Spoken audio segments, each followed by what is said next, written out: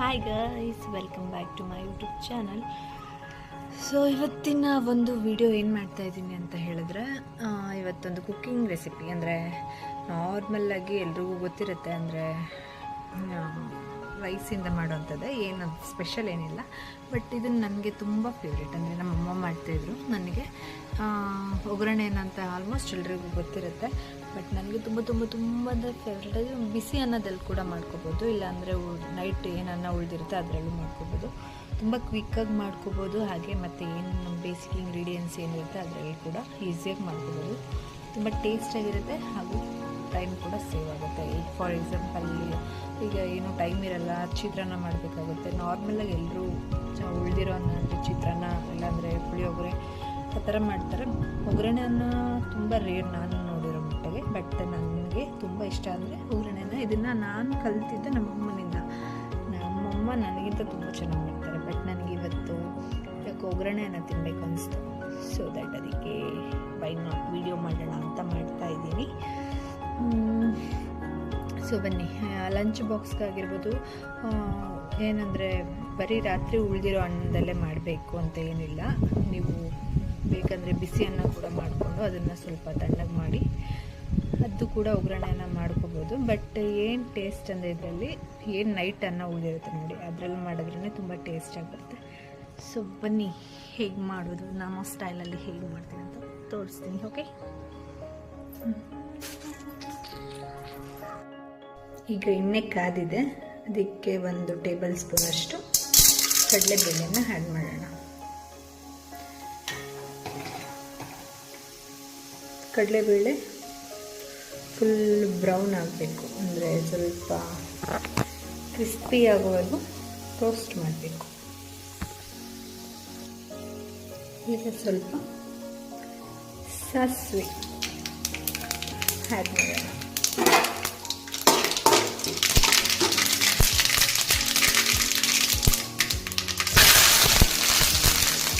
ಕರಿಬೇವು, ಈರುಳ್ಳಿ,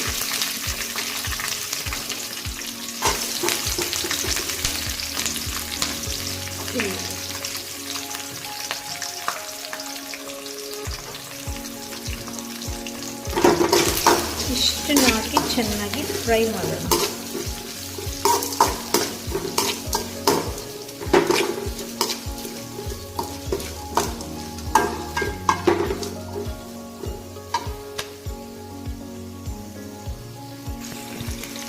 ಚೆನ್ನಾಗಿ ಆನಿಯನ್ ಮತ್ತು ಬೆಳ್ಳುಳ್ಳಿ ಎಲ್ಲ ರೋಸ್ಟ್ ಆಗೋವರೆಗೂ ಈ ಥರ ರೋಸ್ಟ್ ಮಾಡ್ಬೋದು.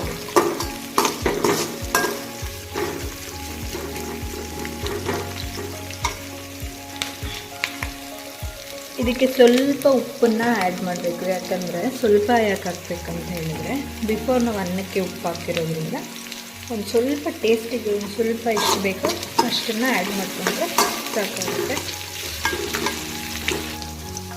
ನೋಡಿ, ನಾನೊಂದು 1/4 ಟೇಬಲ್ ಸ್ಪೂನಷ್ಟು ಉಪ್ಪು ಹಾಕ್ತಾಯಿದ್ದೀನಿ ಅಷ್ಟೇ.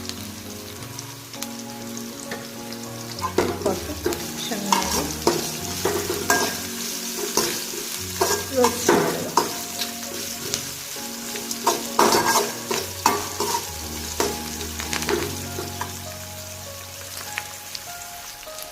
ಈಗ ಇದೆಲ್ಲ ಚೆನ್ನಾಗಿ ರೋಸ್ಟ್ ಆದಾದ್ಮೇಲೆ ಇದಕ್ಕೆ ಮೇನ್ ಸೀಕ್ರೆಟ್ ರೆಸಿಪಿ ಐಟಮ್ ಅಂತ ಹೇಳಿದ್ರೆ ಇದು ಚಿಲ್ಲಿ ಪೌಡರ್. ಖಾರಕ್ಕೆ ಎಷ್ಟು ಬೇಕಷ್ಟು ಹಾಕ್ಕೊಳ್ಳಿ. ಕೆಲವರು ಸಾಂಬಾರು ಪೌಡರ್ ಕೂಡ ಹಾಕ್ಕೊತಾರೆ, ಬಟ್ ಅದಷ್ಟು ಟೇಸ್ಟ್ ಇರಲ್ಲ. ಸೊ ಒಂದು ಚಿಲ್ಲಿ ಪೌಡರ್ ಹಾಕ್ಕೊಂಡ್ರೆ ನಾನೊಂದು 2 ಟೇಬಲ್ ಸ್ಪೂನಷ್ಟು ಆ್ಯಡ್ ಮಾಡ್ತಾಯಿದ್ದೀನಿ. ಚೆನ್ನಾಗಿ ಹಸಿ ವಾಸನೆ ಹೋಗೋವರೆಗೂ ಈ ಥರ ರೋಸ್ಟ್ ಮಾಡ್ಕೊಳ್ಳೋಣ.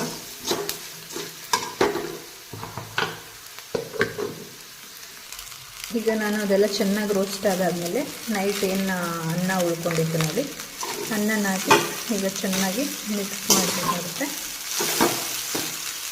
ಗ್ಯಾಸ್ ಸಿಮ್ಮಲ್ಲಿ ಇಟ್ಕೊಳ್ಳಿ, ಇಲ್ಲಾಂದರೆ ಅನ್ನ ತಳ ಹಿಡಿಯೋ ಚಾನ್ಸಸ್ ತುಂಬ ಇರುತ್ತೆ. ಈಗ ಎಲ್ಲ ಹಾಕಿ ನೀಟಾಗಿ ಕಲಿಸ್ಕೊಂಡಿದ್ದೀನಿ. ಇದು ಸ್ವಲ್ಪ ಅನ್ನ ಮೆತ್ತಗಿರೋದ್ರಿಂದ, ಅಂದರೆ ಹಾರಿರುತ್ತಲ್ಲ, ಅದು ಸ್ವಲ್ಪ ಬಿಸಿ ಆಗೋವರೆಗೂ ಈ ಥರ ಸಿಮ್ಮಲ್ಲಿ ಇಟ್ಕೊಂಡು ಕೈ ಆಡಿಸ್ತಾ ಇರಬೇಕು. ಆವಾಗ ಅನ್ನ ಬಿಸಿ ಆಗುತ್ತೆ. ಇನ್ನೇನಾಯಿತು ಅಂದಾಗ ಲಾಸ್ಟಲ್ಲಿ ನಾವು ಸ್ವಲ್ಪ ಕೊತ್ತಂಬರಿ ಸೊಪ್ಪನ್ನು ಆ್ಯಡ್ ಮಾಡಬೇಕು. ಏನು ನಾವು ಫಸ್ಟೇ ಹೆಚ್ಚಿಟ್ಕೊಂಡಿರ್ತೀವಿ ಕೊತ್ತಂಬರಿ ಸೊಪ್ಪು, ಅದನ್ನು ಹಾಕಿ ಮತ್ತು ಒಂದು ಮಿಕ್ಸಪ್ ಕೊಟ್ಟರೆ ತುಂಬ ಟೇಸ್ಟಿಯಾಗಿರುವಂತಹ ನನ್ನ ಫೇವ್ರೆಟ್ ಒಗ್ಗರಣೆ ಅನ್ನ ರೆಡಿ. ಇಷ್ಟೇ ಗಾಯ್ಸ್, ತುಂಬ ಸುಲಭ, ತುಂಬ ಟೇಸ್ಟಿಯಾಗಿರುತ್ತೆ. ನೀವು ಮನೆಯಲ್ಲಿ ಮಾಡಿ ಒಂದ್ಸರಿ. ಅನ್ನ ಇದ್ದರೆ ವೇಸ್ಟ್ ಮಾಡಬೇಡಿ. ಈ ಥರ ಮಾಡಿಕೊಂಡು ಬ್ರೇಕ್ಫಾಸ್ಟ್ಗಾಗಿರ್ಬೋದು, ಮಧ್ಯಾಹ್ನ ಯಾರು ಇಲ್ಲದೆ ಇದ್ದಾಗ ಒಬ್ರಿಗೆ ಮಾಡಬೇಕಂತ ಟೈಮಲ್ಲಿ